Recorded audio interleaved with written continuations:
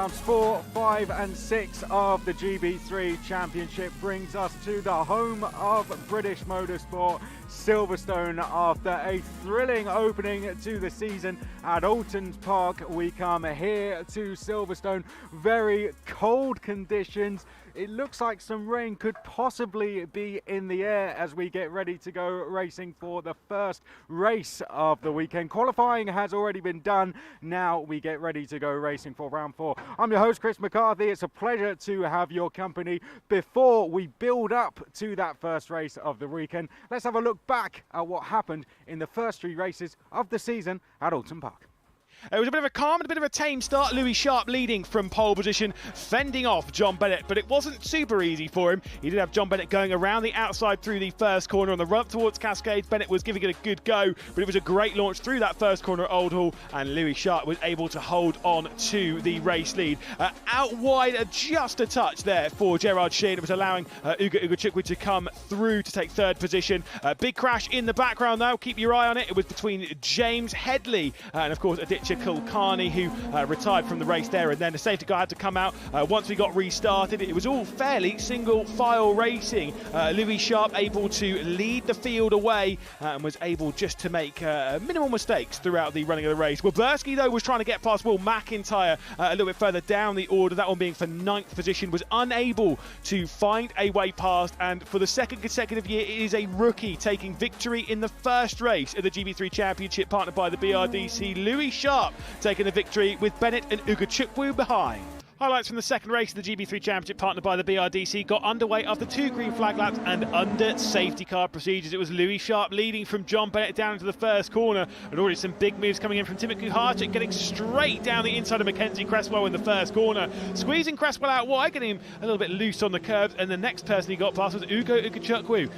Flying up the order was Kuharczyk. The next person he ticked off was his own teammate in Gerard Shee, up to 3rd position. Kuharczyk was absolutely flying up the order and was the fastest driver on the race circuit. There would be a safety car out for an instant a bit further down the order. Once we got back racing, there was this unbelievable move from John Bennett straight around the outside of Louis Sharp. He was committed for the race lead. Would go straight around the outside, going through the island bend inside of Shell Oils, and John Bennett would become the race leader. It was now time for him to check out from Louis Sharp, because knocking at the door was Kuharczyk as well, trying to find his way past. Unable to do so immediately, but was sticking right under the rear wing. Issues for James Headley, losing his front wing and a bit of contact coming down to the Hislop chicane. And then in the background there was Ed Pearson as well, having his own moment. He'd get stuck in the grass. A safety car wouldn't be required from that, but there would be some more drama from all of this. Louis Sharp defending from Kuharczyk, who was going on the attack, would lose his front wing in all of that and drop right the way down the order. Meanwhile, at the race lead, it was an unbelievable performance from John Bennett, who would take victory from Louis Sharp and Mackenzie Cresswell for his first win of the season. Highlights from the 3rd race of the weekend then. Sebastian Murray with a poor launch from the front row of the grid would drop him back to the rear end of the top 10. Arthur Rojon with an absolutely insane start in that red highlighted Rodin Motorsport car through into the race lead from the 2nd row of the grid as he was charging and looking for a first race victory in the GB3 Championship. Down the hill through Cascades they would go, and unfortunately Sebastian Murray would drop back behind Timet Kuharczyk as well in that red and yellow Chris Dittman racing car. There was a retirement, unfortunately, from Patrick Huitzenroder, who lost some form of motor in the vehicle. There was also 2 retirements under the safety car, with Aditya Kulkarni making contact with Sean Rashid and the pair of them retiring from the race. Of course, from the race lead, it was Arthur Rojon running away with things whilst under a fair amount of pressure from Will McIntyre. Kuharczyk trying to sneak his way up the order in that number 22 car, trying to find any way past the black and yellow car of Ugo Chukwu. On the final lap of the race, there was this moment of absolute heartbreak though. Arthur Rojon struggling with the gearbox in the car, getting stuck in 5th gear and then eventually getting stuck in 2nd gear. Will McIntyre would fly through to take over the race lead, as would Jared Wilberski, and Ugo Chukwu take over 2nd and 3rd positions. You can't fault Will McIntyre though, managed to start from 5th position on the grid, worked his way up 4 spots and up into the race victory to take his first win of the season. Will McIntyre on top with Wilberski and Ugo Chukwu behind. And that was the highlights from the first weekend. And as you can see, I'm now joined by Piers Pryor, one of our commentators from the championship. And as you can directly see, one of us is prepared more for the weather that we've had today here. Gloves for Piers, not for me, so one of the microphones might be shaking a little more for me. It's freezing out here, isn't it, Piers? Yeah, it says it's 9 degrees. I do not believe that for a second. I look at the Met Office and it says feels like 4. I'm not even sure it's that warm. But anyway, hopefully the racing will keep us nice and warm throughout the day. Yeah, well, let's reflect on the first round we had at Alton Park. A lot of new faces into the championship, as we always have in GB3. 3 races, 3 different winners: Louis Sharp, John Bennett and Will McIntyre as well. We had some graduates from British F4 there. Louis Sharp coming in, getting a win. Will McIntyre likewise in what was a pretty crazy third race, has to be said. And then John Bennett getting on to the top step of the podium. Any surprises for you in that? I say no real surprises. I think as much as both McIntyre and Sharp are new to the championship, they're known quantities. They were very, very fast in British F4 last year. John Bennett, no surprise, he's up there. This is his 3rd full season with JHR, who took Joseph Loke nearly to the title last year. I think he came 3rd in the end, so that's a strong combination. And I think everyone kind of expects him to be there, or he expects himself to be there, and he's shown pretty well, but we'll get onto that very shortly here at Silverstone, and he's got form here as well from last season. And everyone, I think, pretty excited by the entry of Ugo Gachukwu as well. He's not with us for the entire season, but the McLaren Junior, very consistent over the course of the weekend. We saw him on the podium twice. I mean, he's shown why he's got that support by McLaren in the first round. Yeah, very much so. He didn't win any races, but 3rd in the championship due to that consistency with the good podiums, and yeah, clearly a home in that car already. Well, earlier down by the BRDC clubhouse, we had our class of 2024 photo. All the drivers gathering to take their group photo. There you can see the drivers actually gathering around on the roof of the clubhouse. Always a thing we do every single season, all the drivers together to get a group photo. 10 years ago, when we did this class photo in 2014, we had a certain George Russell in that picture, and 10 years ago on this very day, George Russell took his very first win in a single-seater car. Here's more on that. The 27th of April 2024 marks 10 years to the day that George Russell won his first ever race in a single-seater car, and he did it here at Silverstone in the BRDC Formula 4 Championship, which we now know as the GB3 Championship. But who was George Russell back then? Well, he was the 2012 FIA Karting European Champion. Who did he beat to that title? Not only other than Alex Palou, who is of course now an IndyCar champion.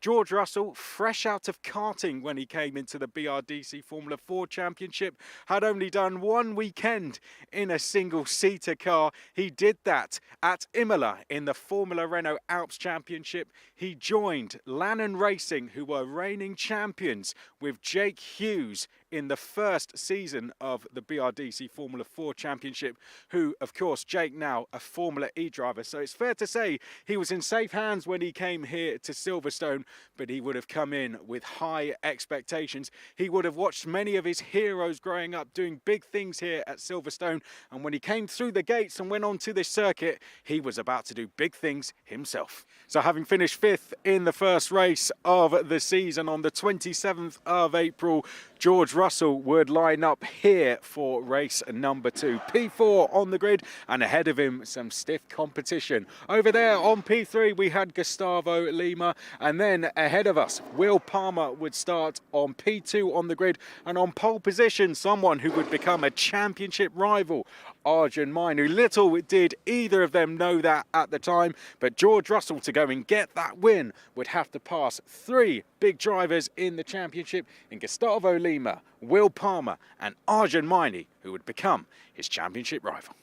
And it would be coming down here on the Hanger Straight on lap 3 that George Russell would get the run on Gustavo Lima and get the inside line coming into Stowe Corner, and with that he would pick up the lead and go on to take his first ever win in single-seater racing by 3.8 seconds. One of many wins, of course, for George Russell, which would help him go on to win the BRDC Formula 4 title. Having taken the victory on track, George Russell would walk up those stairs and onto this podium to celebrate his first ever win in the BRDC Formula 4 Championship, his first win in single-seater racing. It would be the first of 5 wins he would take that season and help him go on to win the BRDC Formula 4 title by just 3 points over Arjun Maini. Quite fitting that he would do it here at Silverstone, the home of British motorsport. Later on, he would return to Silverstone to race in the GP3 series, where he would stand on the famous podium over at the wing after taking the win in the feature race in GP3 series in 2017, and he still stands as the last British driver to win on a Grand Prix weekend in the 3rd tier. So a very special place this for George Russell, and it all started here with a win at Silverstone in BRDC Formula 4. Someone who was in the paddock that weekend when George Russell won those races and those championships was press officer for GB3 and GB4 Championship, Richard Randall. Richard, I want to speak to you about George Russell and his championship win 10 years ago to the day that we saw him win here at Silverstone for the first time in a single-seater. It's hard when you look back to say that you know someone's going to go on to achieve what they did. We all know now as George Russell as the Formula 1 driver, the Grand Prix winner. But what did you see in George Russell at that time? I mean, he was a very talented driver coming into the championship. But what did you see in him going through the championship?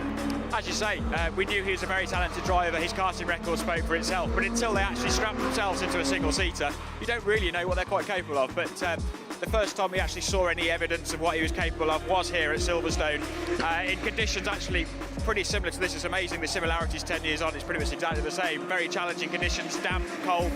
And in the second and third races of the weekend, he really showed what he was capable of. I think he started 4th on the grid and was in first position within 3 or 4 laps, and then powered away to win a second a lap or something like that.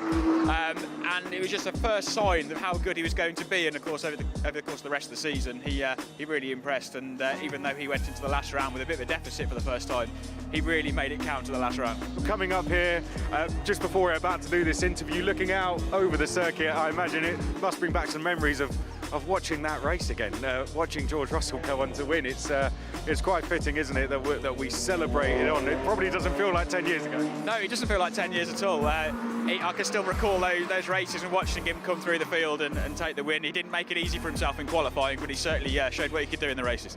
Well, let's see what these drivers go on to do in 10 years' time. Richard, thank you very much for your time. No problem. George Russell there, and his first win in single-seaters here at Silverstone 10 years ago to the day, thanks to Richard Randall for his time, and someone who shares something in common with George Russell. He stood right next to me, Piers Bryke, is similar to George Russell. Piers, you are a race winner in this championship with Lannon Racing. Tell us a little bit about the team. Of course, they're no longer with us, but how they were as a team to race for, and how they would have helped George Russell to such fantastic things. Yeah, they were definitely one of the teams to be with, especially in that era of BRDC F4 as it was, which then merged into BRDC F3, which I raced in, and this is now GB3, which we are presenting and you're watching at home. But no, Lannon were a great fun team. Graham, the team manager, was a unique character, and he always made sure that things were enjoyable, and clearly ran a tight ship as well, because of allowed a lot of his drivers to go on to success, and some of them to go on telly. So I'll ask you a similar question to Richard as well. We're talking to Richard there about how drivers from this championship have gone on to win that BRDC award. George was one of them, and in recent years we're seeing drivers like Joseph Loke doing the same. Yeah. What do you think it is about this championship that are helping drivers go on to win that award and then go on to test in Formula 1? Because we had Joseph Loke here on Friday, and I even asked him, I think, are you scouting the circuit, getting ready to go and test that Formula 1 car here later in the year? God, that's an amazing opportunity, isn't it? I mean, I know when I was in the championship or leading up to going to the championship, and ever since I was, a kid in karting, that BRDC Young Driver of the Year award is there's various sponsors, but of course these days it's Aston Martin, isn't it? You know, having that award is amazing, and it's something to strive towards, and it's amazing opportunity for the drivers. And I think this championship, because it's British circuits, British drivers, actually world drivers, I suppose, but the level is so good that you have to be at the highest level to do well, and therefore the drivers that do well in this championship are often the best drivers of their bunch, which then obviously get an opportunity for the prize. Well, we saw that class of 2024, though. It's amazing to think one of those in 10 years' time could be in the same shoes that we see George Russell in right now. Well, let's go and hear from one of the other drivers we caught up with on Media Day. He's currently sitting 60 in the championship, 3 top 10s at the first round at Alton Park, so sitting pretty after the first round, and he talks a little bit to us about how he got into the championship. Let's go and hear from Gerard G. A bit ups and downs, to be honest. From cars, I think in 2022 we won the Chinese F4 Championship, but it's not really competitive on my side. So switched to GB3 with hill speed. It's a big jump for me, and yeah, it's a good learning year, and now I'm looking forward to this year. Great. And what's your proudest moment in your racing career so far? I think just winning the first round of the Macau Grand Prix. I think that's pretty special. Amazing. And what's your greatest strength and biggest weakness as a driver? I think my strength is more on high speed. Last year I'm struggling with this, but I think this year we improve a bit. And weakness is just consistently putting into a lap. From the field test, just a bit unlucky, like too many mistakes on the lap. So, yeah. And what are your hopes for this season? What would a good year look like to you? From the pre-season testing, it looks very positive. So I think if I can put everything together, then we could be on at the front. So maybe some podiums and wins. That would be good. And you've got some strong teammates this year. Is that going to help you guys all work together throughout the season? Yeah, I mean they're both really good, like T-Mac and Will. We have like our own strong points and weak points, so I think we can learn from each other a lot. And I mean, off track we're really good friends already, so yeah.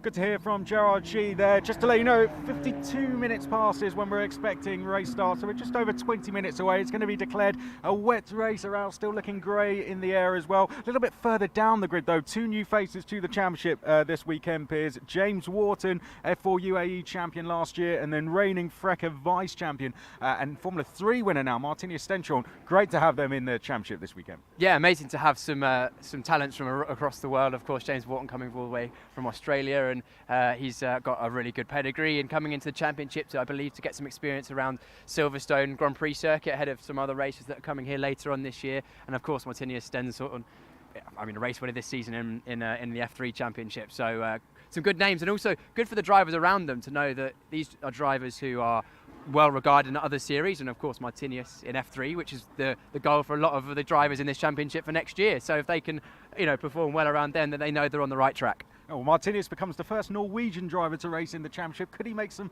history by making it on the podium? He'll have a bit of a way to travel in race 1. He starts 14th. James Wharton starts in 15th. We caught up with them both yesterday. Let's start by hearing from James Wharton. James Wharton, it's fantastic to have you. F4 UAE champion last year, Euro 4 vice champion as well. Welcome to Silverstone. I know it's your first time here, first time racing GB3, first time racing in the UK as well. How does it feel to be here? Yeah, it's nice to be here. It's always good to have a new challenge, and it's good to be learning the track for next year. I think that's the main reason I'm here, but yeah, it's good to get a new car as well. You've been out racing in the Formula Regional Middle East Championship as well in preparation for doing FRECA this year. How are you enjoying the car so far? Yeah, it's been really good, but as I said, it's just such a different car. Completely different way to drive. So to learn it in the 2 sessions I have, especially when one was red flagged, is super difficult. So let's say I've been thrown completely in the deep end. I've never done this before where I've gone to a track with no testing or anything. So yeah, it's going to be a bit of a steep learning curve, but as I said, I'm here to make sure I get the track down pat, and in the process learning a really nice car. You've got an impressive CV so far, so have you enjoyed taking on a challenge like that? Yeah, of course. As I said, I've never done it before, and of course, once you've done a lot of testing, I've always been quite good in every other category I've done, so it's been quite nice to do something completely different. learn some new ways of going about things and try and get the best out of this weekend. And with a great and experienced team, a successful team in Fortec Motorsport as well, how's it been working with them so far? Yeah, it's been really good. They have really good references, so it's good to be able to work off them, and it's just an amazing team so far, and I'm happy to be here. And you're going to be back here at Silverstone as well. Obviously, you've picked this track for a reason. Tell us a little bit about how it's been driving this circuit. It's a very familiar circuit to us all from watching Formula One. Tell us how it's been getting out there on the circuit. Yeah, well, as you said, it's a new track, new F1 track as well, and it's something that I think people have to experience once in their life, and it's good to finally tick that off the bucket list, let's say. I think it's always been a track I've always wanted to drive, and finally get the opportunity in a really nice car to do it, so it's extremely honoured. To be honest, it's hard to come from Australia and end up in Silverstone, so it's quite happy to be here. Any corners in particular when you got out there that really blew you away? Well, so far, Maggots and Beckett's is causing me a bit of grief, but hopefully I get through that in qualifying tomorrow. And of course, you are here just for the 2 rounds, but I imagine you come in with some goals and expectations given your CV as well. I'm sure you're not here to just make up the numbers. Have you set yourself some targets? I feel like it's hard to have any targets, but I feel like I've need to just do the best I can. For me, it's just more personal goals this week. I think the results for me is not really a factor. If I am in the top 10, I'll be happy, to be honest. With the amount of testing I've done, anything is okay. Well, thank you very much for being with us, James, and best of luck for the weekend. Thank you very much. Martini Stenshorn, welcome to the GB3 Championship. It's great to have you as part of the series. You become the first Norwegian driver to enter GB3 as well. How does it feel to be racing here in the UK, racing in GB3 and racing at Silverstone for the first time? Yeah, there's a lot of new things to learn, but so far it's been going quite great. So yeah, still a lot of things to learn for tomorrow, but so far quite good. You come in with an impressive CV, of course. Frecker, vice champion and rookie champion as well. He took 5 wins overall, a record 13 rookie wins as well. So coming off the back of a really impressive year, you know how to drive Formula cars very well. What's your first impressions of the GB3 car? Yeah, it's quite a lot of fun. There's quite a lot of downforce. Car is also quite light. So yeah, it's a lot of fun, and it's around this track as well. It fits really well. And here at Silverstone as well, preparing, I imagine, for round 7 of the FIA Formula 3 Championship, which you're having a great season in that so far. Let's speak a little bit about that. Took your first win at Albert Park last time out. How did it feel to become a winner in Formula 3 when you crossed the line? Yeah, it was really nice. Round 1 was not so good, but we had good races and some nice overtakes. And yeah, round 2 we managed to qualify in the top 12, and yeah, then we got the sprint win. So yeah, so far it's been going quite good. We've learned a lot, and yeah, excited for the rest of the season. And here with Chris Dittman racing as well, how has it been working with the team so far? Are you excited to work with them more over the course of the weekend and help push the team forward? Yeah, I think it's going quite well so far. We've had quite good pace, and there's still things to improve. So yeah, I'm really enjoying it so far, and I think we can do quite well.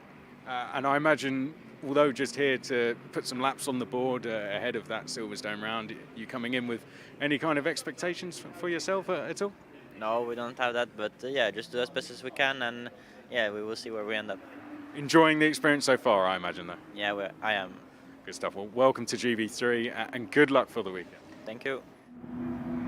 Good to hear from James Wharton and Martini Stenshorn there. As I said, they're going to be starting down in 14th and 15th place. Martinius 14th, James down in 15th place. Let's quickly go through the top 10. So we have a first-time pole sitter in Timet Kaharczyk, who becomes the 41st pole sitter in this championship. Will McIntyre, winner at round 1, will be alongside him. Then we have Mackenzie Cresswell, Gerard Shee on road 2, Louis Sharp, championship leader, and Ugo Ugachukwu, road 3. Josh Irfan and Gerard Wyberski will be row 4. James Headley and John Bennett's race winner from round 1 will be on row number 5. Anything stick out to you there, Piers? Well, the final rows of that top 10, John Bennett and James Headley, in qualifying it was greasy out there, everyone on wet tyres, but not really a wet track. And there was a red flag halfway through the session. I think Seb Murray went off, literally halfway through the 20-minute session. And at that point in the session, James Headley and John Bennett were first and second and had a little bit of a gap, and they'd been pretty much fastest every single lap.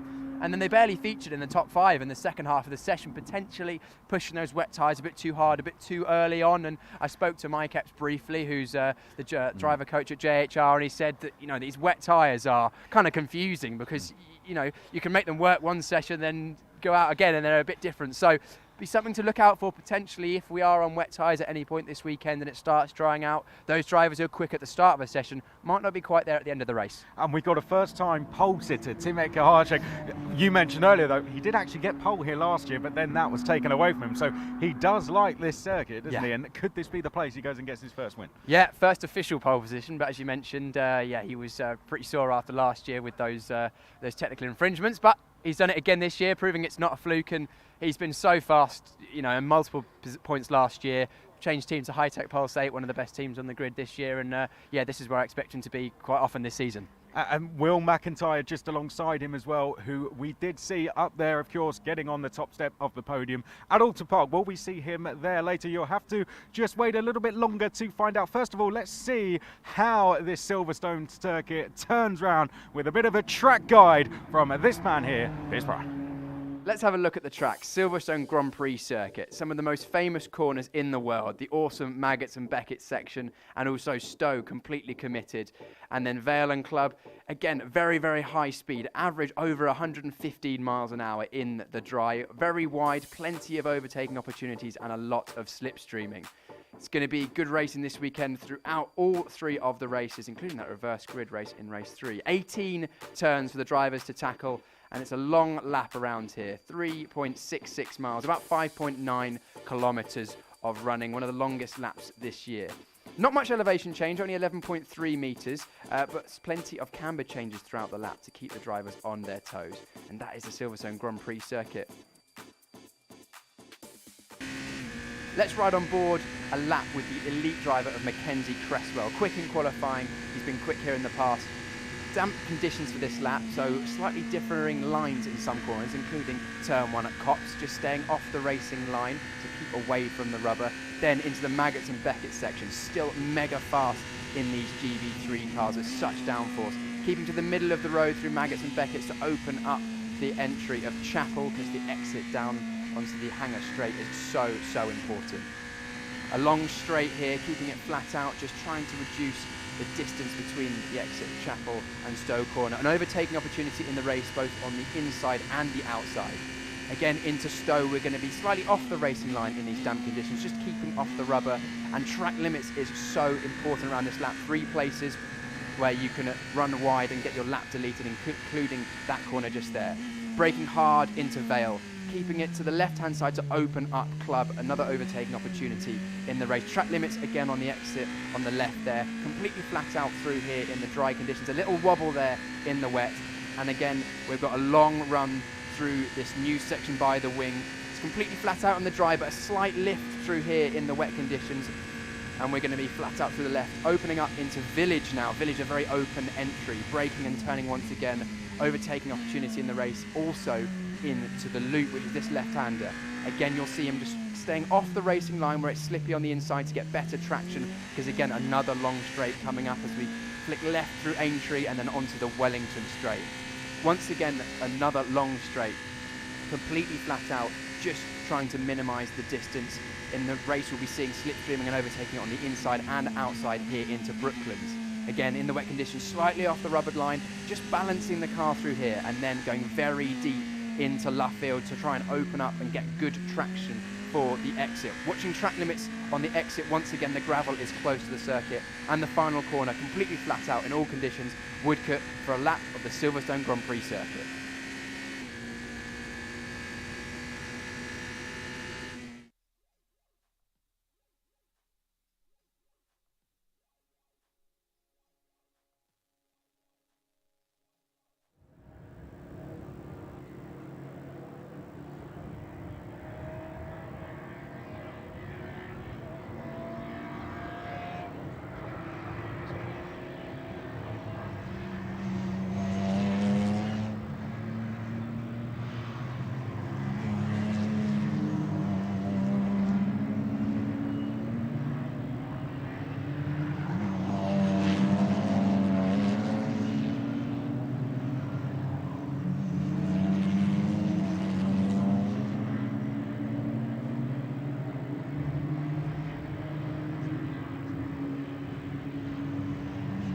Apologies for any issues there, but we are back now and we're in assembly area with someone who's been testing in the championship, F4 UAE champion Freddie Slater. Freddie, first of all, congratulations on how things are going. It's been absolutely fantastic to see you doing a great job.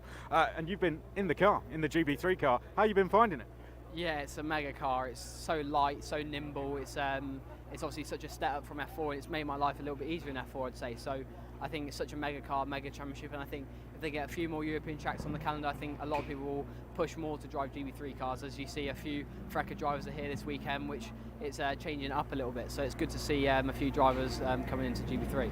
I know you got a busy schedule this year with racing out in Italian F4, but we're hoping to see you in the likes of GB3 at some stage this season. Yeah, I really hope so. I get the opportunity to drive this car, especially when my birthday maybe changes in August when I turn 16. So hopefully, if an opportunity comes available, I'd like to jump in one. But if it doesn't, then yeah, it's been a great experience so far.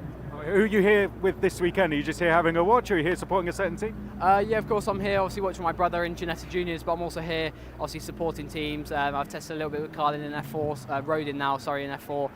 So I'm just kind of here with them. I know a few people from the team, so just supporting a few people. And obviously James Wharton's obviously here, so I know him from Prema. So yeah, just a few people to have a little watch. Best of luck to Alfie. Alfie's racing Ginetta Juniors, and best of luck to you this season. We hope to see you in GB3. Freddie Slater, everyone, I think we're going to go quickly to an interview with Piers did with our pole sitter, our first time pole sitter. Let's take a look at him while we throw to it, who is over there, Timek Kuharczyk. We'll hear from him now, and then we'll come back to assembly area. Timek Kuharczyk, double pole position, fastest driver in the qualifying session. That's about as well as the qualifying session could have gone, I suppose.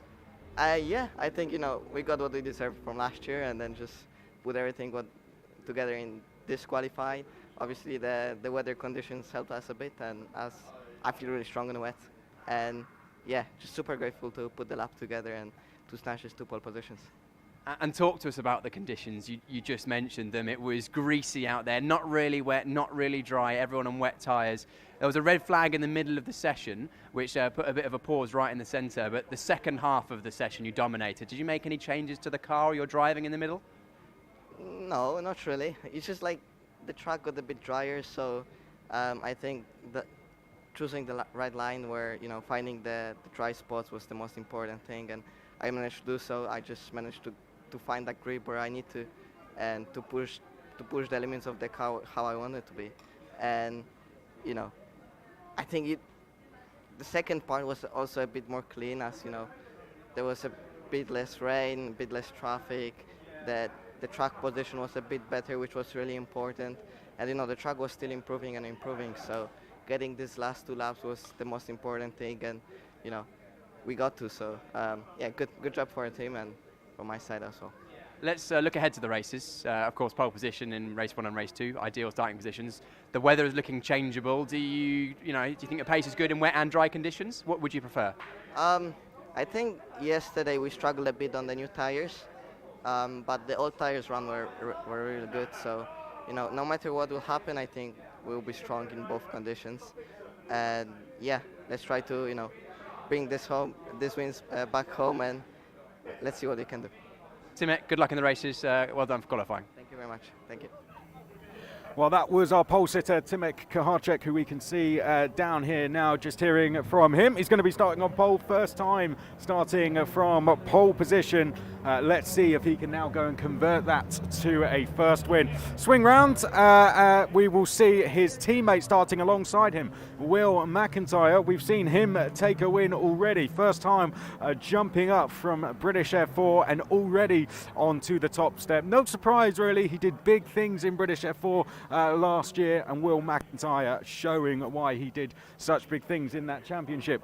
Walk down to me, Ben, and we'll take a look at the first of our elite drivers. We've got Mackenzie Cresswell, who's going to be starting on the inside of row number 2. Did a great job at the first round, did Mackenzie Cresswell. Appeared on the podium, got some great points on the board. He's going to be on row 2, and alongside him, we heard from him earlier, Gerard G, about how he got into the championship. He spoke to us on Media Day about that. Consistency, I think, was the key for him at the opening round of the season. Gerard G put some great points on the board. Let's see if he can add to that and maybe convert it. Should we speak to someone from Elite? Let's speak to Jody Fannin. Jody, Great to speak to you. So a good start to the weekend from Elite Motorsport. A car up there. We can see one of the other drivers, I think, a little bit further down. But Mackenzie Cresswell on Road Tour. You must be happy with that. Yeah, we're very happy. The quality session earlier could have gone one way or the other, really, with the conditions and setup and everything. But yeah, P3 for today, P2 for the second race tomorrow. So let's see what we can do. Everyone's on brand new slicks, will make it quite interesting at the beginning. But yeah, let's hope we have a good one. And working with the team, when you've got conditions like this, where it's cold weather, it's declared a wet race, you don't know what to do. How is that from your point of view? It's tricky. It makes it a bit more interesting for us, doesn't it? But a few last-minute decisions. We can't do anything else now. I think we're in a good place. Let's see how we get on, and the first few laps will be crucial, obviously. And yeah, let's hope we can have a good race for the whole team. We'll let you get off. Thank you very much, Jody Fanning there from Elite Motorsport. Let's walk down. I think we've got Mike Epps is here. We saw that he was talking earlier. Mike, I'm going to see if can we have a quick chat? I know Piers was catching up with you earlier. Which drivers are you working with? I'm going to get run over. Oh, we'll walk and talk with you. Yeah. So who is it you're working with this weekend? The whole JHR team. So JHR. Josh Irfan, John Bennett, Pat Hoytson-Broder. So how's it been going for you guys so far? Pretty good. It's a good mix.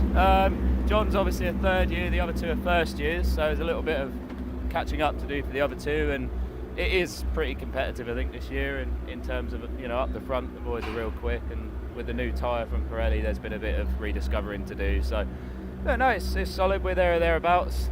We did all that work in dry testing yesterday and the day before to get munched in the wet. So it's one of those. But now it's just a drive back through. We'll see. When the conditions are like this, it's changing all the time. Very tricky, isn't it? Yeah, exactly. It's all about getting your tyres prepped and in. Everyone's on new tyres, they haven't run these. You normally scrub them in quali, you normally get the tops off them. Here it's going to be about who can get them switched on quickly, and obviously our reference data from last year is Matt Rees, who was very good at that. So we'll see how it goes. Fingers crossed. Thank you very much. Good luck to JHR. Thank you to Mike Epps. We'll let you get off. Let's take one last court at the cars. There they are, ready to go. And I think with that, we are ready to go racing. We will hand up to our commentary team of Piers Pryor and Max Maserati.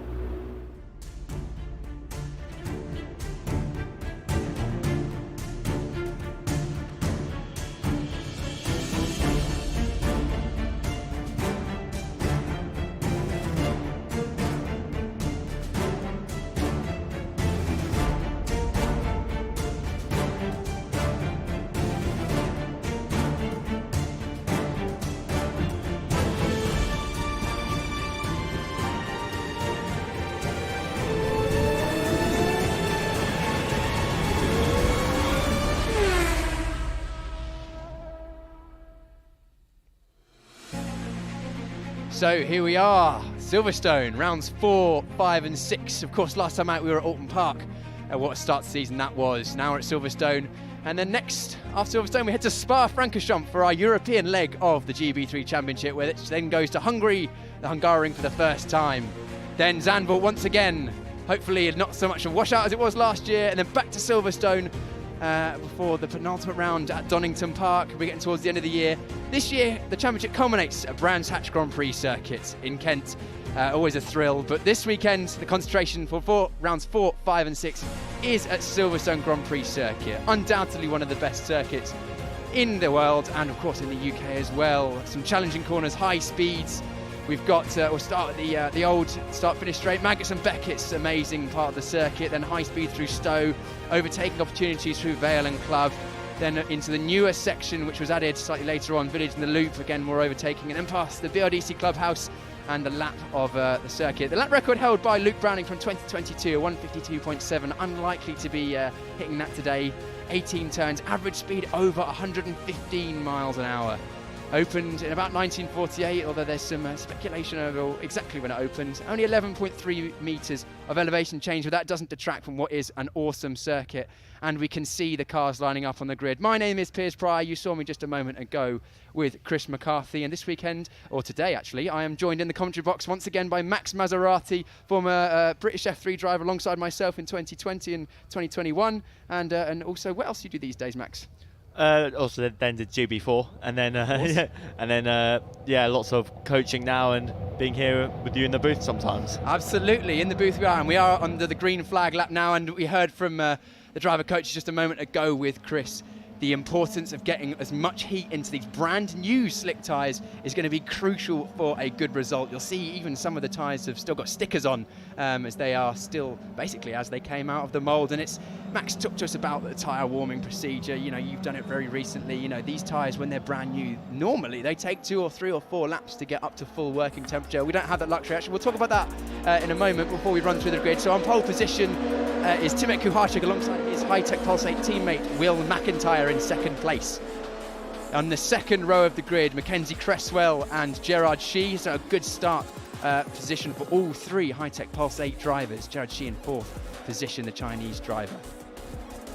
On the third row of the grid, in 5th place, our championship leader early in the season for Road and Motorsport, Louis Sharp, and then Ugo Chukwu in 6th place. Then 7th, we have the highest JHR Developments driver, Josh Irfan, alongside Jared Boberski, who is racing for the Elite Motorsport team. Then James Headley and John Bennett on row 5. They were fast at the start of qualifying in the wet conditions, but didn't quite carry that on. Then Colin Queen and Patrick Hutzenroder on the 6th row of the grid. On the 7th row, Hugo Schwarzer and Martinius Stenshorn, who are, of course, Martinius joining us just for this round for now. James Wharton, a new addition to the grid this round as well, alongside Flynn Jacks for Chris Dittman Racing.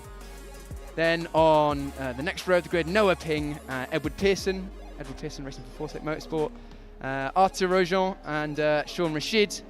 On the 10th row of the grid, Adi Kulkarni and Seb Murray round out the field. The 22-car grid is another strong field.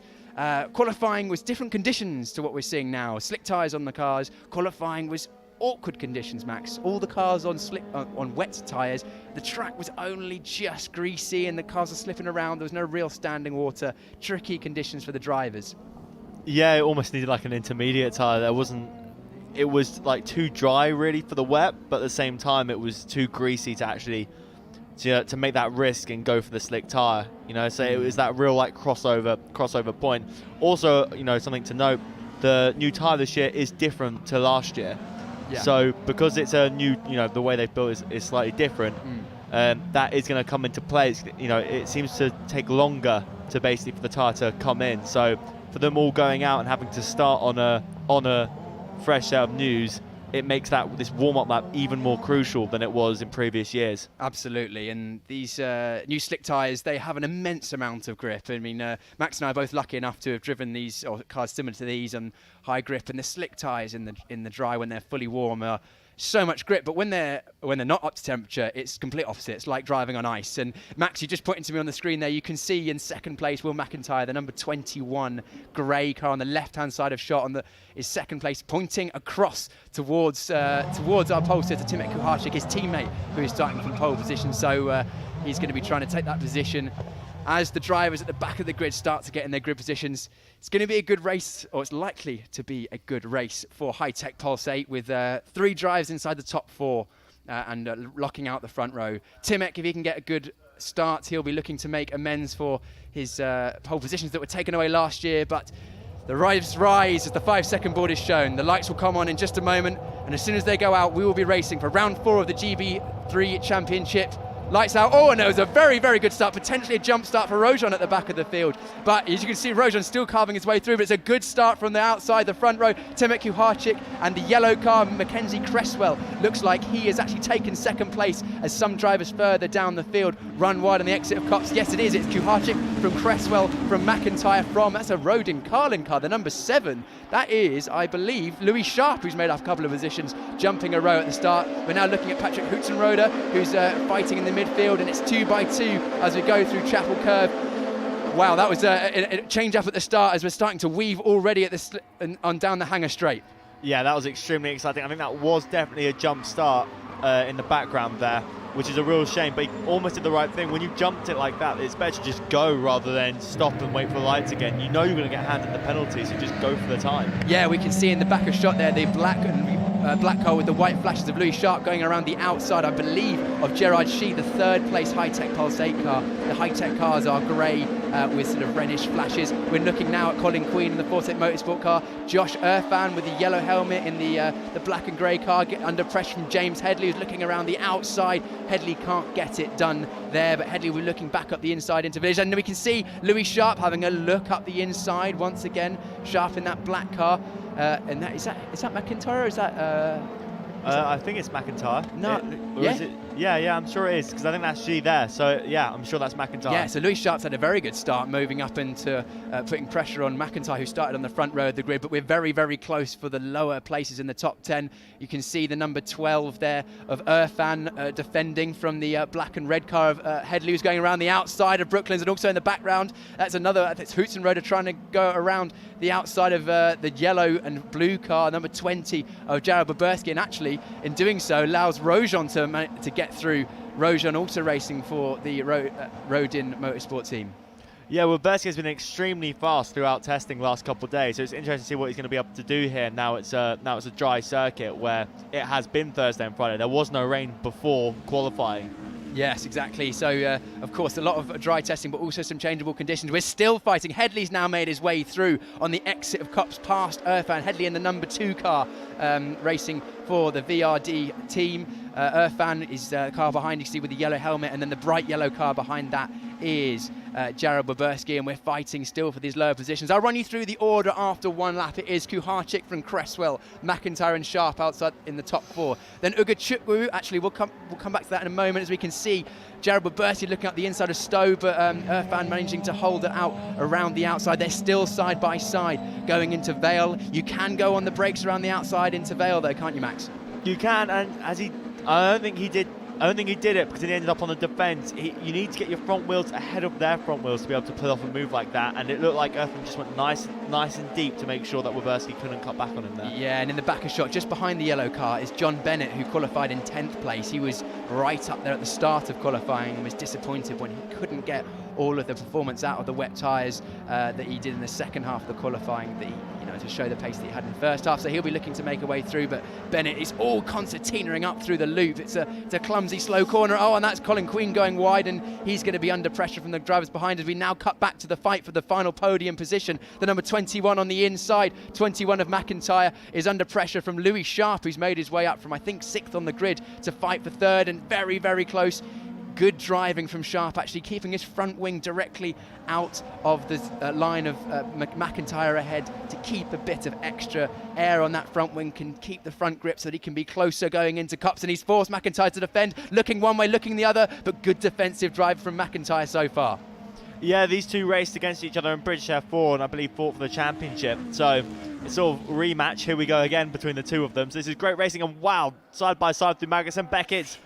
Whoa, and that's actually Ugachukwu who's managed to make his way through past his teammate, but no, straight comes back Louis Sharp. They go side by side on the exit of Chapel. Oh, nearly contact as the two Rodin Motorsport teammates, the number 7 of Sharp on the left-hand side of your shot, the number 31 of Ugachukwu on the right of shot, still side by side, coming down towards Stowe Corner on the Hanger Straight. Who's it going to be? It is Sharp, so that's great racing. You know, we don't often see as many changes of position in such a short time as that. It was Ugachukwu got a good exit out of Copse as Sharp was held up by McIntyre. Ugachukwu got through on the entry, but then Sharp threw it up the inside through Beckett's, which we don't often see. No, that was extremely brave, and they were both very respectful there to give each other the room, and really showed actually how calm they were, because I noticed they both were checking their mirrors on the way up, and Ugachukwu was actually like pushing his back up to make sure it was right again whilst being side by side. Yeah, very, very experienced drivers, the both of them. Of course, Ugachukwu raced in many series. Louis Sharp won the British F4 Championship last year. Ugachukwu, of course, was in F4, in a different F4 Championship, won, and also was second in the Italian F4 Championship as well. So, you know, very experienced drivers at sort of the level below this. They've got a lot of experience under their belt. They're just, you know, it's another day in the office, Max. Yeah, exactly. They've all raced each other, I believe, before. So it's just, again, as they come through the ranks, yeah, we go more side-by-side action in the background, two JHRs.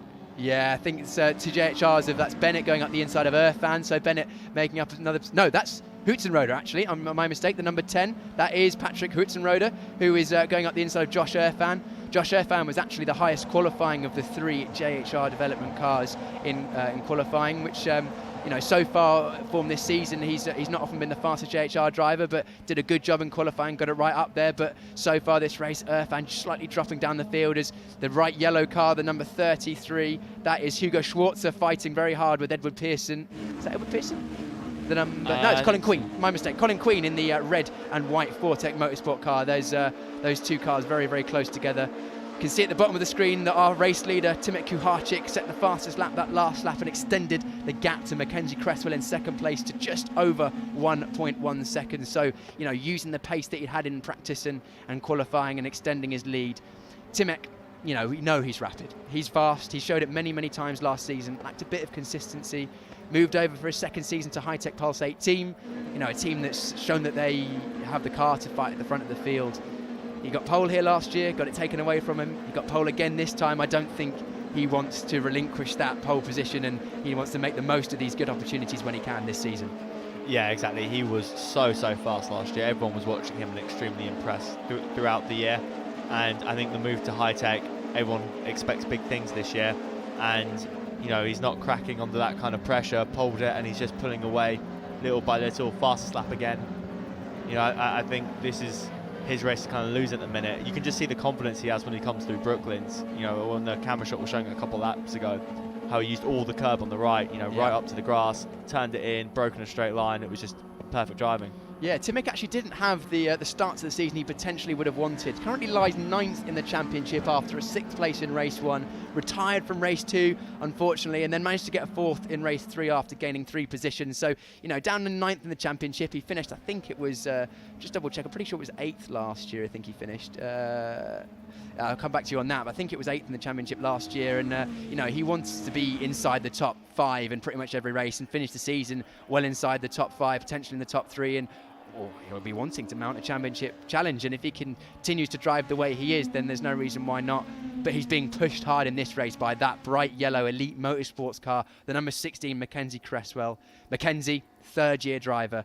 We know he's quick around this place. We know the Elite car is good around here. He took a win here last year as well, so he's going to be pushing on hard, and I'm sure if he can have a sniff at an opportunity towards the end of the race, then he will. And as much as at this halfway stage of the race, Timek has got it under control. You mentioned, Max, the brand new tyres, the cold draining, which can happen in these cold conditions. That could affect one driver or one team more than another and bring the drivers close together at the end of the race. Yeah, it really could. Someone might be shooting ahead now, but if they've got cold graining, if they didn't bring their tyres in as nicely as the car behind them, suddenly we'll see that take into effect later on, especially with huge amounts of understeer through corners like Chapel.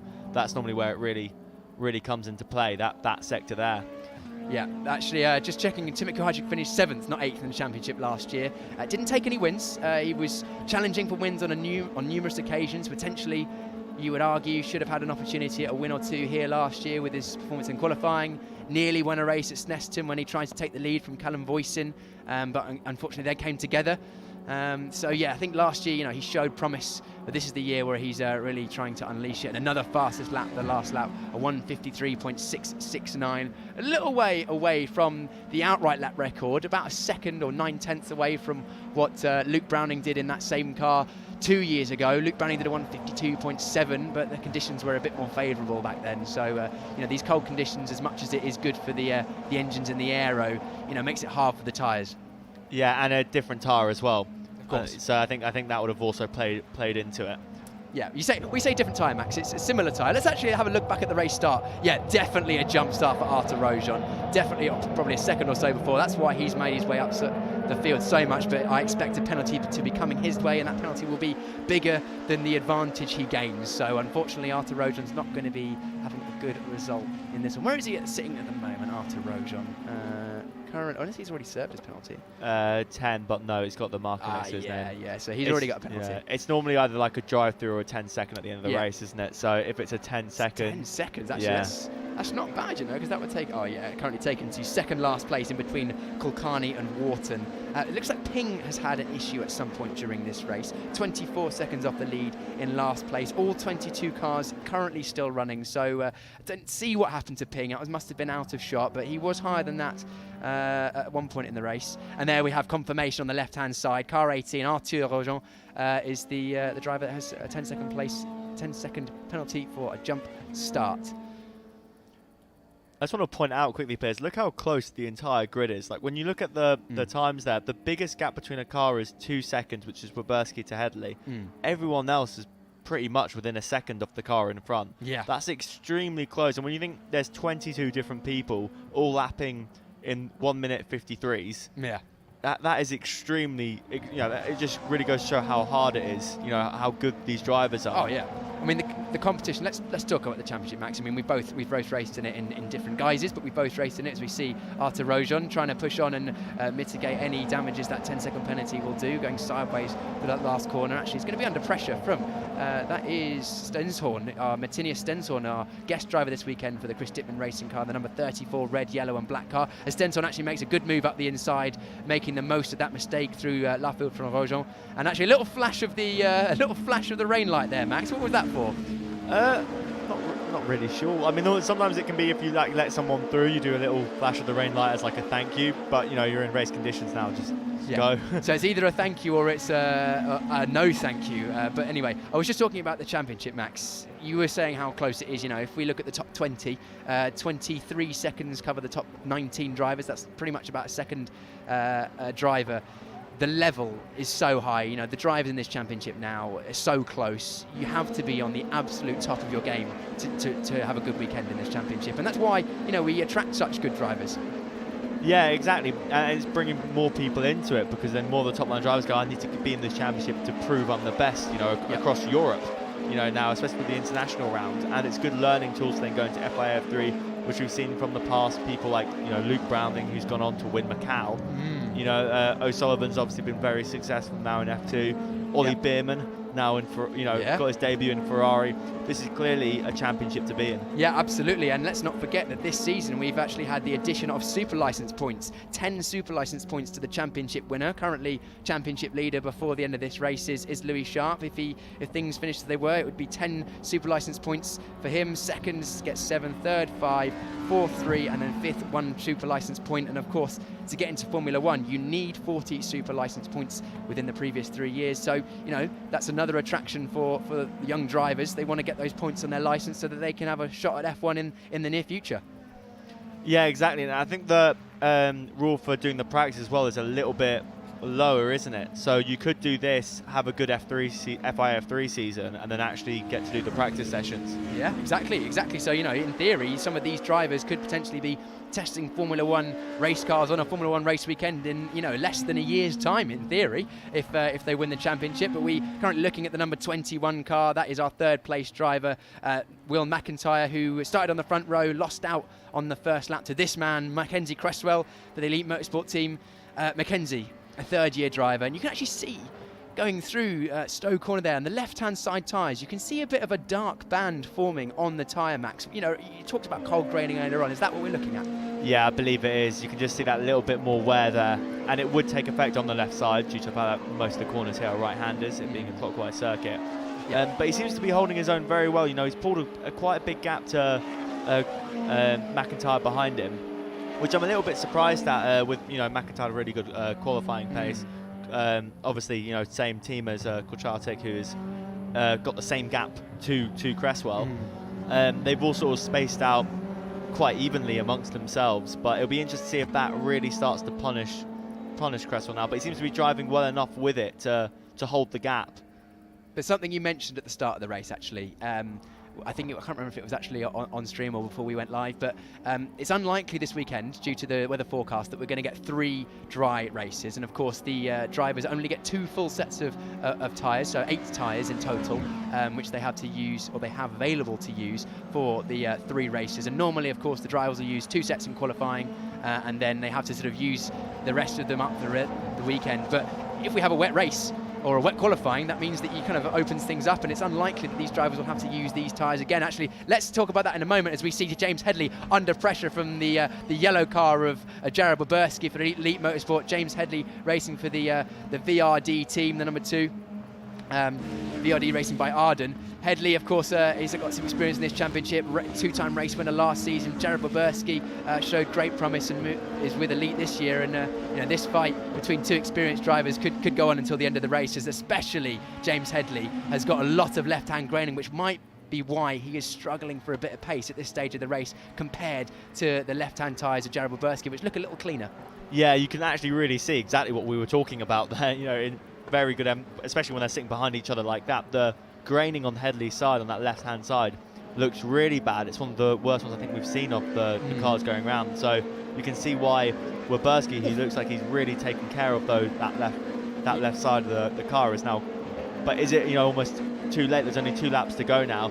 If it does rain tomorrow morning, every driver can run in a full set again for the 3rd race. Yeah, exactly. The drivers will be throwing caution to the wind, but it looks like that braining on the left-hand side tyres of Headley is giving him a bit of problem, giving him a few problems, which means that Jared Weberski can continue to apply that pressure. That left-hand, or the graining on those left-hand tyres just means you just lose a little bit of grip, which of course hampers your corner speed and exit speed. And now Jared Weberski's got a good run out of the loop and through Aintries. He's going to be right inside the slipstream as we go down the Wellington Straight. He's going to look left. No, Headley covers that off, so Weberski's going to have to go around the outside, as we now see actually the number 23. I think that's Gerard Shee in the front of shot, was looking around the outside of Louis Ugo Chukwu, but Headley has managed to hold off that defence. Jared Weberski looks around the outside at Luffield. He can't do that there. He's cutting back to the inside. He's got an overlap. Can he do it? As we can see now, that is Ugo Chukwu who's losing out to Gerard Shee. Gerard's got a good exit out of Luffield. So a few moves on the last lap. We are starting the last lap of the race now. Ugo Chukwu has lost that position, as has James Headley. Yes, and both the cars have lost position. You can really see the graining on the left side of the car. Yep. It looks almost identical in the place as well, where it's graining on the tyre for both of them. So definitely losing out there with how they probably did their warm-up lap procedure. Yeah, and for those who haven't, we're in a very privileged position, Max. We've actually experienced graining. We've driven, these cars, and we know what it feels like. But for people at home, one, what is graining, and 2, why would it happen? Well, the tyre's basically cold, as it is. There's the whole reason why, there's no kind of tread on it like you see with your road tyre, is that as it gets hot, it sticks to the floor. That's the principle. But if you don't get the heat in the core, early enough, and you go out and you just try to drive the race car as fast as it can usually go, the surface gets hot, but not the actual core, and that's where you start to then see the graining on the tyre. Which is where that band is basically the top layer of the rubber kind of almost ripping off the surface, and it creates almost like marbles, but on your tyre. Yes, exactly, and that phrase uses exactly how to describe it. It literally is ripping the tyre, right? Rather than being able to stick to the floor.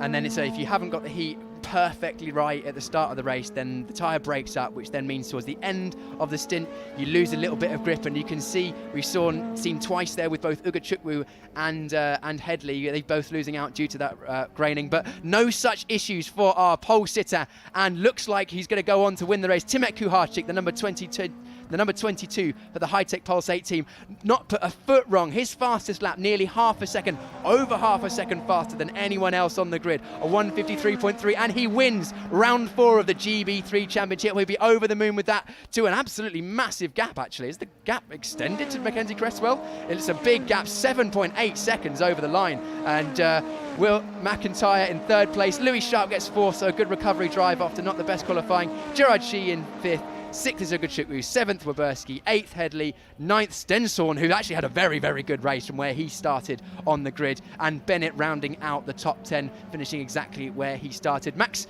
there was a drama-filled race. There was a lot of racing at the start of the field, a few penalties, then it kind of settled down in the middle, and then we had a few moves at the end, but that sets up the weekend nicely. Yeah, it really does.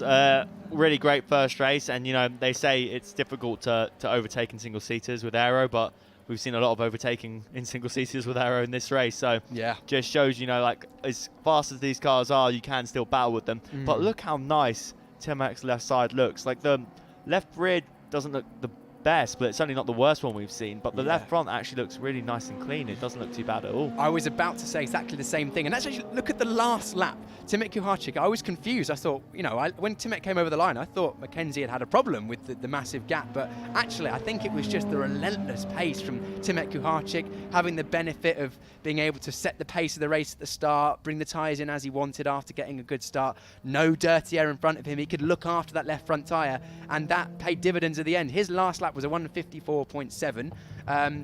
Mackenzie Cresswell in 2nd place, a 1:56.2. So, a second and a half faster on the last lap, and that will have happened for the couple of laps previous, which is why the gap extended from what it was early in the race at about 2 seconds to the ultimate nearly 8-second gap he had at the lead. But that is a statement of it's a statement from Timet Kuharczyk to the rest of the field, isn't it? He's got pole position. He's taken, shown that he's got the pace, and now he's converted it to his first win in the GB3 Championship. Yeah, and it's a really dominant win there. I think really sort of throwing down the glove of, okay, this is what I can do, and it's High-Tech taking the fight to Rodin. Yeah. You know, for the last time out, it seemed very much that Rodin had control, but this time it seems it's gone the other way. Must say again, a good result for Mackenzie Cresswell. He always goes well at Silverstone Grand Prix circuit, second on the road in that one, and he's won here previously. That Elite Motorsport team won here with him last year, and also won the year before with Tom Leben, so they always have a good setup. And then I think Will McIntyre, he'll be a little bit disappointed with third place, but given it is also his first season in the championship, not losing out to two second year or two experienced drivers in this championship, he won't be too happy with that. Another podium, of course, after taking a couple of podiums last time out. No, one podium last time out. Of course, he won race 3. He won't be too displeased, but the attention is going to be on this man, the Polish driver, Timek Kuharczyk, only 18 years old, second year in the championship, and he is going to be over the moon with that. There he is. Yep. You can see how much it means to him there. I think the emotions are getting to him, and you can see a big high five between the High-Tech Pulse 8 teammates. It seems like those three get on quite well, the High-Tech drivers. Yeah, and that's really nice to see as well, the emotion, passion there from Tim. That's what we want to see as a crowd. We want to see them getting out the car and being just, elated and overcome with the, emotions of like what they've done, because it is so hard to do what they're doing. Yeah, it's physical work out there. Silverstone, probably one of the most physical circuits on the GB3 calendar. Remains to be seen whether Hungary will be as well. But the high speeds, in qualifying, averaging nearly 120 miles an hour around here. The apex speed at Cops, I think it's like 130 or something like that. Flat out as well. Yeah, flat out. The high G forces. I remember specifically going into Brooklands, the left-hander in the final sector. The steering weight's up so much. The physical training that all these drivers go through just to be able to hold onto the cars. It's so physical, and your heart's bracing, and then when you come over the line, it's the relief, especially when you've done it. You've had such a good race as Timek Kuharczyk has. Actually, let's hear it directly from our drivers on the podium with Chris McCarthy, who's going to try and grab a word with our podium sitters. Thank you very much, Piers. Yes, we're going to have a chat to a first-time winner in GB3. Timek, let's go over to your car and have a chat. First of all, congratulations. Of course, you had those pole positions here last year, which didn't quite, of course, got taken away from you. Now, a first-time winner in the GB3 Championship. You come the 68th different winner in this championship. How does it feel? Great, obviously. I've been waiting for this moment for whole last year. But I'm super grateful to finally achieve this, and yeah, big thanks to my team and all people supporting me, because that's a milestone step for me in my career. We saw you have a big moment of celebration when you jumped out the car there with the High-Tech Pulse 8 team. Tell us how it's been working with them building up to this moment. Yeah, they've been super supportive, and I know I can trust on them everything, and they know I'm quick, so just it works fine for us, and that's the main thing. If you feel confident in a team, if you feel good around people around you, then you're just a winner. And then I'm super grateful that I could just show this on track and then to make all these people happy. Watching in that race, Timek, it looks like you've won many races. You just drove away from the field. Yeah, I was quite surprised that our pace was so strong that we just dominated the whole race. Obviously, the start was the key, and yeah, super grateful. Silverstone is clearly a track you enjoy. Can we go and add to this now later? I hope so. I hope so. Thank you, Timek. Congratulations. Let's grab second place then, Mackenzie Cresswell. Well done. Let's just jump in. Second podium of the season. So we're adding them up. I remember speaking to you here last year as well. So you clearly enjoy this place. Yeah, exactly. It's a circuit we typically go well at. So yeah, we always look forward to going back here.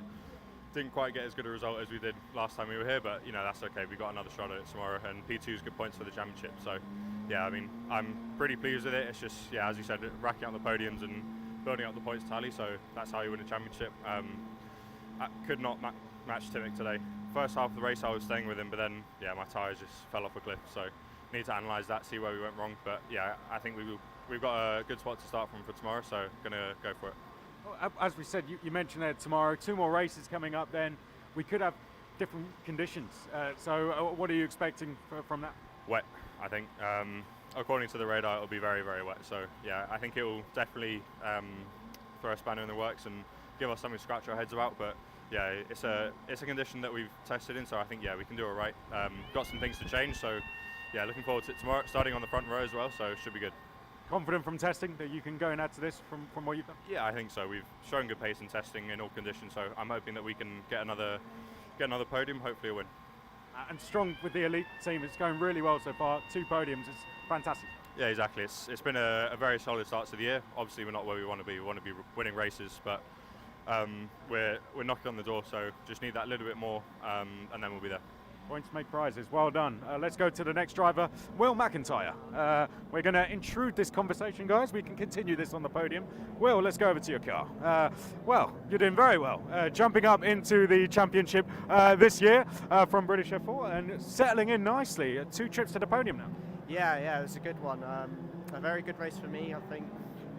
For only 4th race start in the car. Well, 3rd because I didn't do the one at Alton, and yeah, second ever dry start. So that's something I definitely need to improve on. But yeah, other than that, it was a good race. Pace was decent. Kept the gap to the car in front, and obviously Timmett pulled away, and kept gapped the people behind. So it's more what you can really ask for around a track like Silverstone. 2 cars on the podium for Hi-Tech as well. It's going really well for the team, isn't it? Yeah, I mean, I guess everyone's super happy. So yeah, it's all good. Cold conditions out there as well. Tell us how it was getting it to the flag. It looked tricky. Must have been tricky out there, particularly coming through Maggots and Beckett. Yeah, it was one of them where, I mean, you're expecting a safety car normally every single race, and there wasn't one, so you sort of kept going the whole race, and the rear tyres were starting to go every single lap, and that was just something you were managing, especially in a reverse grid race. Might be using one set of these tyres, so you've got to manage it a bit and save it for later. Well, we could be expecting completely different conditions tomorrow from what we've done in testing. Thoughts on that? Yeah, I think quick and dry, quick and wet. See what happens. We could be speaking to you tomorrow then. Well, congratulations. Best of luck for tomorrow. We'll let you go and get off to the podium. We're going to go back up to commentary with Piers and Max for some reflections on that race. But this is your podium for the first race of the weekend here at Silverstone. Timothy Kuharczyk, first winner in the championship. Mackenzie Cresswell, second. 2 Hi-Tech cars on the podium as Will McIntyre joins him. Let's go back up to commentary for some reflection with Piers and Max. Thanks, Chris. Good to hear some of the raw emotions from the drivers straight out of the car. Timothy Kuharczyk getting his first win in the championship. Good to hear that he's happy with that. And the pace, Max and I were just chatting about it. The pace that he showed in that race is pretty impressive. Also interesting to hear from Mackenzie Cresswell, already in championship mode at only round 4 of the season. In this, it's a long championship this season. 24 rounds, and at round 4 he's already thinking of the championship. And then in 3rd place, Will McIntyre. He backs his pace in both wet and dry conditions. Doesn't matter what happens tomorrow, he says. So, it's going to be a strong weekend potentially for the Hi-Tech Pulse 8 team. We're just waiting now for the drivers to assemble themselves and get the trophies presented to them, along with some bubbly as well, but I don't think they'll be spraying that. In 3rd place, of course, there he is, Will McIntyre. His first, his 2nd podium this season after winning race 3 at Alton Park. Mackenzie Cresswell, 2nd place, another podium at Silverstone in the championship. And our race winner, Timothy Kuharczyk, the 18-year-old from Poland, wins his first race in the GB3 Championship for the Hi-Tech Pulse 8 team. And we've got Luke Browning, who's presenting the trophies. Of course, GB3 champion from 2022, also raced with the Hi-Tech Pulse 8 team. Good to have Luke back in the paddock. Of course, going on to good things in the Formula 3 Championship. I think he was an early season leader in the championship and has had good results as well. And hands over the winning trophy to Timothy Kuharczyk, who will be hoping to potentially follow in his footsteps in years to come.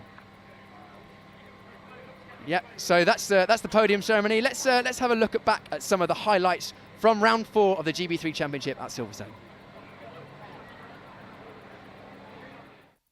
So it was, of course, Timothy Kuharczyk on pole position. A bit of a slow start from McIntyre on the inside of the front row allowed Mackenzie Cresswell to roll around the outside and take 2nd place in the bright yellow car. There was movement further back in the field, including Artur Rojon, who actually jumped the start, receiving a 10-second penalty later in the race, so he would fall back down the field. But it was Timothy Kuharczyk who had a great start. Another good start also from our driver, who's currently in 4th place in the first lap. It was the number 7 Roden Motorsport car of Louis Sharp, our championship leader, made his way up from a sort of a middle of the top 10 grid position up into what would eventually be into 4th place eventually. But then there was fighting at the bottom end of the top 10 throughout the race between JHR drivers of Bennett, Irfan, Mackenzie Cresswell, Arden drivers of Headley, and it would chop and change and throughout the race, and the pace would ebb and flow as drivers' tyres came in and then went away, but Jared Boberski stayed inside the top 10 throughout that race. And then we saw that fight between the 2 Roden Motorsport cars. It was Uga Chukwu who managed to make his way past Louis Sharp on the exit of Cops, but then got repassed as they went through Maggots and Beckett's. And then we saw Stenshorn make his way past Arthur Rojon in the middle of the race. We also had further fighting between Shi and Uga Chukwu, who Gerard Shea made his way past Uga Chukwu for the Roden Motorsport. And then we look back at our leader, Timot Kuharczyk, who just basically romped away at the end of at the front of the field, setting fastest lap after fastest lap, and would eventually come over the line nearly 8 seconds in the lead over a second place to take his first win in the GB3 Championship. What a drive from him. He was over the moon with that, and he's going to hope that will set the tone for the rest of the season. There, going lovely slow-mo. I love a slow-mo of these cars. They're working so hard. Let's have a look at the provisional results as they stand after that race, before any potential after race penalties. So it was, as we know, Timot Kuharczyk who won the race. Not Will McIntyre, it was his teammate. Timot Kuharczyk won the race. Mackenzie Cresswell was 2nd place, and then Will McIntyre took 3rd place. Louis Sharp will be happy with a 4th place to continue his championship challenge. Gerard Shea was in 5th. Uga Chukwu in 6th after a good fight with his teammate and Gerard Shea. Then 7th was Boberski for Elite Motorsport. 8th, Headley. 9th, Stenshorn after a good drive from 14th. And Bennett rounded out the top 10, finishing exactly where he started. Patrick Hutzenroder for JHR Developments would be finished just ahead of his teammate, Josh Irfan, who moved down a few positions in that race in 12th. Then it was Colin Queen and Sean Rashid in 13th and 14th. Hugo Schwarzer, the Elite Motorsport, in 15th. Arthur Rojon, after his penalty, finished in 16th for jumping the start, and 17th, Edward Pearson. Adi Kulkarni would finish in 18th position. 19th was Seb Murray after he dropped out of qualifying after an incident. 20th was Wharton. 21st, Jax, and rounding out the field in last place, Noah Ping, the last of the drivers, and all 22 drivers finished that race. The fastest lap did go to our race winner, 1:53.367. Not quite a lap record. That stands with Luke Browning about 6/10 away from that. That leaves the standings like this. Our leader after Alton Park is still in the lead of the championship, Louis Sharp, after a 4th place in that race. 103 points, still a decent cushion ahead of his teammate Uga Chukwu. Then Cresswell, Bennett, McIntyre, Kuharczyk, who closes the gap. Gerard Shea, Jared Boberski, Arthur Rojon, and Patrick Hutzenroder. That's the top 10 in the championship after round 4. So there we go. That is the standings. Let's grab a word with some other drivers in that race who didn't finish inside the top 3 positions, starting with Louis Sharp, our championship leader. Mate, nearly. Hello guys, yes, just down here with Louis Sharp, just congratulating Will McIntyre there on his podium. Louis just finishing just behind Will McIntyre, P4, so that's all top 5 finishes so far this season. Tricky race that one, wasn't it? Tricky conditions out there. Tell us a little bit about it. Yeah, it was tricky. Obviously, it was wet in qualifying this morning. We were obviously quickest in the dry and testing on Friday, and then obviously rained a bit this morning for qualifying. So I think no, we didn't necessarily get our strategy quite right. We went quite aggressive on the tyre pressures, and unfortunately, it didn't really pay off. So no, it was a bit of a tough qualifying session. I think we had better pace than where we qualified. But anyway, starting P5 in the race, I was able to get up to 4th off the start. Had a go at challenging for the podium, but in the end had to settle for 4th. I mean, I nearly got passed by my teammate Ugo, and then had to defend from him and trying to go for the podium. So it's one of those things. It's like you take a risk to go up and move up a position, but then it puts you under pressure from the guy behind. But no, in the end we were able to hold on to P4. So yeah, it's good points on the board. Tell us about that side-by-side moment that you had through Maggots and Beckett's, because you had the whole media centre on the edge of their seats. There was a lot of noise in there. Yeah, so obviously I was trying to pass Will into Cops. Wasn't quite able to get it done, so I was right behind him through turn 1, which obviously is the fastest corner on the track. The aero wash is very, very bad. So a lot of understeer, obviously. So Ugo got a run on me behind. We were side by side down into Maggots and Beckett's. He hit the inside, so he was able to get ahead of me into the first bit. But then he was a little bit wide and on the inside, so I knew if I didn't get them back straight away, I wouldn't be able to pass them back. So I just went as fast as I could around the outside, and I was able to get it done. So no, it was a good moment. Obviously, it wasn't done there. We were side by side down into Stowe. But no, it was a good race. But it was good that two teammates were able to race hard, but also cleanly. You have to go and watch it back now. For sure, I'd like to watch it back. It's going to be very entertaining to watch. Good stuff. We'll let you go and watch it then, Louis Sharp. Well done, P4. Congratulations. Best of luck for tomorrow. Louis Sharp going to see some fans that are around. We're going to grab John Bennett in now to have a chat. P10 in that one. Another top 10 in for you. 10th place overall. Tell us a little bit about your race. Yeah, it was all right. Just really struggled with the tyre deg towards the end. Pace was quite strong towards the start. Just needed to get past a couple of cars. And then, sat behind Jared for most of the race. But, left front just completely fell off a cliff. And, just not really any grip left at the end. So. Yeah, just come towards us a bit, John. Tyre degradation you talked about there. Louis Sharp, before we came on air, was just telling me a bit about that. Tell us how hard it is, how aggressive this track is on the tyres, because we're seeing some of the tyres rolling through and how much tyre wear we're seeing. Just tell us how hard that is to control. Yeah, really hard, especially with the lower track temps this weekend. Really just caused like cold graining, and obviously quali was wet and then the race was dry, so we had to go out on completely brand new slicks, which then meant we had to start racing when they're just not ready to be raced on yet. Just caused a lot of issues with the tyre deg, and it was just about who managed that best at the end of the race. So. Looking forward to wet conditions tomorrow around here. I mean, it looks like it could be a tough circuit in the dry. What about in the wet? Yeah, I love it around here in the wet. Tomorrow should be a lot of fun. Don't know what the weather will do yet. It always just seems to change at Silverstone. So wake up in the morning and see what it looks like. Looking forward to 2 more races tomorrow. Place you have happy memories at, John. Good luck for tomorrow. We'll let you get off. John Bennett goes off. We actually have Luke Browning over there as well. Who we're going to have a catch up with him later, but I can see he's in the paddock. So keep your eyes peeled for that one, because we will be chatting to Luke Browning at some stage. It's going to be absolutely fantastic. Hello, who do we have coming in here? Patrick Hoytzenroder, come in. Come in. How did we get on? P11 in that one, so just behind your teammate Patrick. Pretty good race. Yeah, not bad. I got a good start and then got a little bit boxed in. Obviously got the pit wall, and then I think Rojan was around the outside of me. Felt quite racy on the opening lap, so not bad. And then bumped up to P11 after penalties at the end. How was that, mate? Overall, though, middle of the pack, you must be happy. Tell us how you got on with the tyre wear situation overall. We've been speaking to some of the drivers about that and the conditions in general, because it was very cold out there as well, wasn't it? Yeah, I think going onto a new straightaway, a new slick, required a lot of prep on the outlap, and obviously we only had one formation lap. With these cold conditions, it's not ideal. So I think that's why a lot of teams had graining.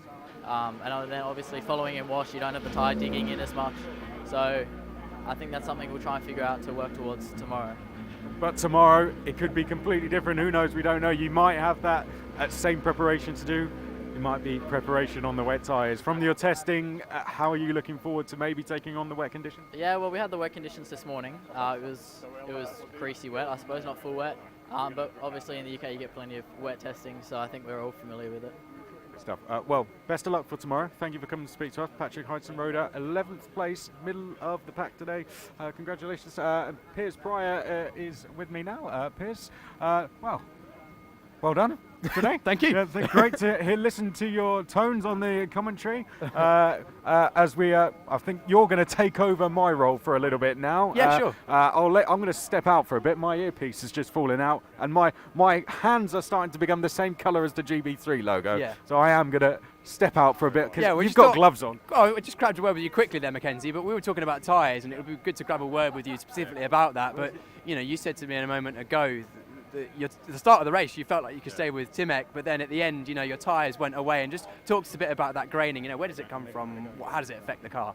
Well, it's so cold, it's very easy to do, and especially given that we only have one green flag lap, so the tyres were brand new because quali was wet, obviously. So we had to really work the tyre as hard as possible to get the temp in for lap 1. So it was kind of just like a perfect storm with the weather as well. Being so cold, the tyre just can't really handle it. So. Yeah, as you said, first few laps I was staying with him okay, but then it was just like from lap 4 or 5 on, my tyre just like it was like half a second a lap. I was just getting slower and slower, and then his tyre just stayed really consistent throughout. So yeah, that's why the gap was so big. It was, I just could not keep the pace up for that long. So we need to analyse why that happened. But yeah, I think it's not the end of the world. It's something that I think we can fix, hopefully. So yeah, I'm feeling confident tomorrow. Anything you can do to stop it happening, or is it in the setup? Is it in your driving? What's the situation? Yeah, there's always things you can do, and it's something that you have to learn going up in the ladder. So, I mean, honestly, I really didn't expect it to be as bad as it was. So I was pushing the first couple of laps. I was really trying to get past Timic, and yeah, it was just I wasn't thinking about tyre management at all because the tyres were brand new. So I was expecting it to just be a little bit of graining towards the end, but no, it was like from lap 4 or 5 onwards they just fell off a cliff. So it's something that we need to think about for tomorrow in the case that it is dry, which probably won't be, but yeah, it's something that we need to think about for sure. Anyway, the weather's going to play a good part. A good result for you, Mackenzie. Of course, the championship, already thinking about that. I'll let you go and do whatever you need to do with your team, and we'll bring Chris back in so we can round up what was a very good race to start the weekend. Yes, I mean, definitely, I think a bit of a masterclass from Timic Kahachek, wasn't it? 7.8 seconds down the road in the end. Didn't drive like someone who hasn't won a race before in this championship.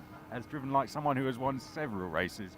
So I think he's put a statement down in this championship that he is going to be after a lot of wins. So I think an absolutely superb job from him. Mackenzie Cresswell, Will McIntyre rounding out the podium. So great to see, I think, overall. But I think that the real story was Timic getting that first win and a big win as well. Oh, no. It's hard to believe it's Timic's first win. He's been there or thereabouts for quite a lot of last season, but I think it's his first and probably won't be his last. Yeah, Ollie Oakes was there as well, a team boss at High Tech Pulsate, celebrating with him, which was a really good moment to see the whole team with him celebrating, which was a beautiful moment as he jumped out of the car, and he really did say a big thanks to them on the live stream as well. It's working really well in that High Tech team. But we're going to wrap up now for round number 4. We're going to be back for round number 5. Will it be in dry conditions? Will it be in wet? We'll have to wait and see. We'll be back at 9:30 tomorrow morning here at Silverstone. But that's not all for the action today. We're going to be back in about an hour's time, about 4:30 for GB4 round number 4. So join us then for some more single-seater action here at Silverstone. For GB3, though, we'll be back tomorrow morning at 9:30. For now, from both of us and from Max, it's goodbye. Goodbye.